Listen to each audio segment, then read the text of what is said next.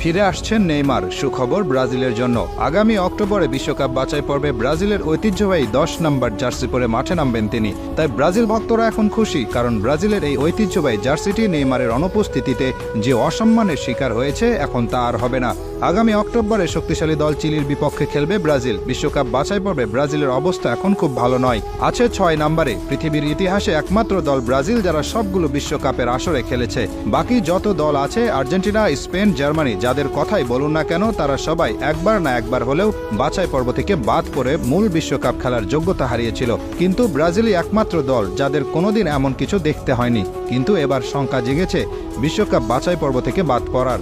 আর তাই এমন সময়ে দলের প্রাণভোমরা নেইমারের দলে ফেরার এমন ঘোষণা আশা জাগিয়েছে ব্রাজিল ভক্তদের মনে, কারণ নেইমার কি জিনিস সেটা সকলেই জানে। নেইমার এমন একজন খেলোয়াড় যিনি একাই পারেন একটা ম্যাচ জিতিয়ে নিয়ে আসতে।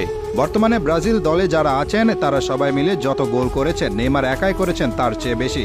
নেইমার 127 ম্যাচ খেলেছেন ব্রাজিলের হয়ে, সেখানে গোল করেছেন 79টি আর অ্যাসিস্ট করেছেন 59টি।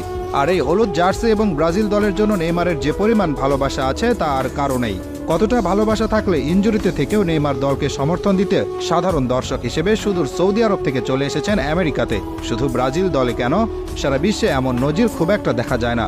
2টি ম্যাচেই তিনি ছিলেন স্ট্যান্ডে, ব্রাজিলের গোলে উৎসাহ দিয়েছেন, উল্লাস করেছেন, এমনকি ছিলেন ড্রেসিং রুমেও। কোস্টারিকার সাথে প্রথম ম্যাচে ড্র করেছিল ব্রাজিল। সেদিন গ্যালারি থেকে ব্রাজিল অধিনায়ক দানিলোকে ধ্বনি দিচ্ছিলেন দর্শকেরা। দানিলোও এগিয়ে গিয়েছিলেন তাদের জবাব দিতে, কিন্তু এগিয়ে আসলেন নেইমার, দানিলোকে বুঝালেন, বললেন এই মানুষগুলো ব্রাজিল দলকে ভালোবাসে, তারা এই দলের খারাপ সময়টাই মেনে নিতে পারছে না। বুঝিয়ে শুনিয়ে নেইমার দানিলোকে নিয়ে গেলেন ড্রেসিং রুমের দিকে, দায়িত্ব পালন করলেন বড় ভাইয়ের।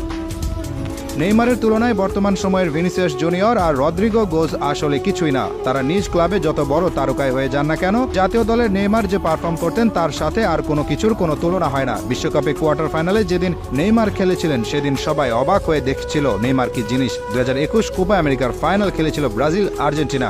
ব্রাজিল সেদিন হেরে গিয়েছিল আর্জেন্টিনার কাছে, কিন্তু হেরে গেলেও আর্জেন্টিনা একাধিক খেলোয়াড় এটা স্বীকার করেছিলেন যে সেদিন মাঠে সবচেয়ে ভালো খেলোয়াড় ছিলেন নেইমার। ডিপল তো বলেই দিয়েছেন তার জীবনে তিনি নেইমারের চেয়ে ভালো খেলোয়াড় দেখেনি। নেইমারকে আটকাতে গিয়ে তার যে কষ্ট হয়েছে সেই কষ্ট তাকে আর কেউ দিতে পারেনি, এই কথা স্বীকার করেছেন আর্জেন্টিনার আরেক ডিফেন্ডার রোমেরো। যখন আবার আশার বাণী শোনান যে আগামী অক্টোবরে সম্পূর্ণ ফিট হয়ে তিনি খেলবেন ব্রাজিল জাতীয় দলের হয়ে, তখন ব্রাজিল ভক্তরা আবার আশায় বুক বাঁধে। হতাশায় নিমজ্জিত থাকা এই দলকে আশা দেখান নেইমার। তিনি তো পারেন আশা দেখাতে। কি মনে করেন, নেইমার আসলে কি ঘুরে দাঁড়াতে পারবে ব্রাজিল?